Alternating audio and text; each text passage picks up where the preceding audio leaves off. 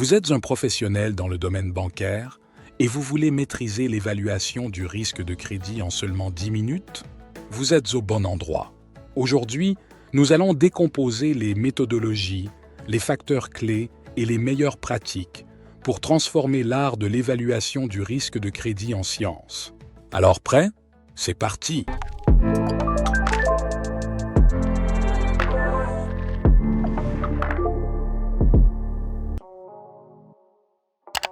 Salut à toi et bienvenue sur ce nouveau tutoriel Risque Radar.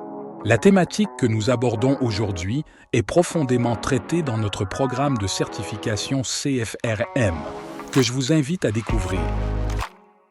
Le Certified Financial Risk Manager, CFRM, délivré par GECB, est une certification complète conçue pour former des professionnels hautement compétents dans le domaine très sensible de la gestion des risques spécifiques au secteur financier. Le programme offre une compréhension approfondie des différents types de risques auxquels les institutions financières sont confrontées, ainsi que les méthodologies avancées pour les évaluer, les gérer et les atténuer. Tous les aspects clés de la gestion des risques financiers, notamment le risque de crédit, le risque de marché, le risque opérationnel, le risque de liquidité, ainsi que les risques émergents tels que la cybercriminalité, l'innovation technologique et les changements réglementaires sont traités.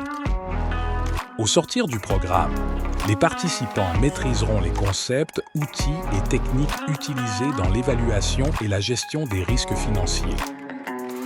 Alors, si cette expertise vous intéresse, n'hésitez pas à contacter IPE pour plus d'informations. Vous trouverez les liens dans la description de cette vidéo. Revenons à notre thématique du jour. L'évaluation du risque de crédit commence par comprendre ces trois piliers: la capacité de remboursement, le capital et les conditions. Cela signifie examiner les revenus, les dettes existantes, les garanties apportées et les conditions économiques actuelles. Traditionnellement, les banques se sont appuyées sur des scores de crédit et des historiques financiers. Aujourd'hui, avec la puissance des nouvelles technologies, elles intègrent de plus en plus des analyses de big data et d'intelligence artificielle pour prédire plus précisément les risques. Cela permet une évaluation plus dynamique et personnalisée du risque de crédit.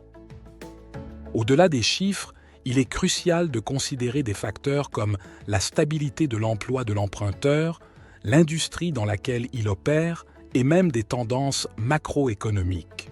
Chaque détail peut influencer le risque associé à un crédit. Prenons l'exemple d'une entreprise sollicitant un prêt. Les banques vont analyser son bilan, ses flux de trésorerie et ses projections futures. Mais aussi, elles vont considérer la qualité de son management, le marché cible et même la concurrence. C'est une approche holistique qui combine données quantitatives et qualitatives pour donner un aperçu global de la situation de l'emprunteur. Pour les professionnels cherchant à affiner leur évaluation du risque de crédit, voici quelques conseils. Premièrement, ne négligez pas la puissance des données non traditionnelles. Deuxièmement, restez informé sur les évolutions réglementaires. Et troisièmement, pratiquez une évaluation continue plutôt que momentanée. L'évaluation du risque de crédit est un domaine en constante évolution, nécessitant une veille permanente et une adaptation rapide. En maîtrisant ces principes et en restant à l'affût des innovations, vous pouvez non seulement mieux évaluer les risques, mais aussi contribuer à la santé financière de votre institution. La collaboration et le partage de connaissances peuvent nous aider tous à naviguer dans les eaux parfois tumultueuses de la finance mondiale. Alors, partagez vos expériences et vos pratiques dans les commentaires, rejoignez les groupes Risque Radar et proposons ensemble des sujets pour nos prochaines thématiques. Si cette vidéo vous a été utile, n'hésitez pas à vous abonner à la chaîne, liker et partager cette vidéo avec vos collègues. À bientôt sur Risque Radar.